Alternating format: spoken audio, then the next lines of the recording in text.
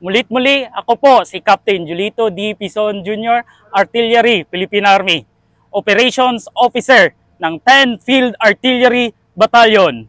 And I am very proud na part po ako dito sa 10 Pub and proud po ako na nagamit ko na po ito si Atmos 2000 sa operations po natin. Kung makikita po natin, gaano po siya ka high-tech, automated, pang long range po natin siya, and then the same time, pang long range, accurate, and then the same time, modern artillery asset na meron po tayo.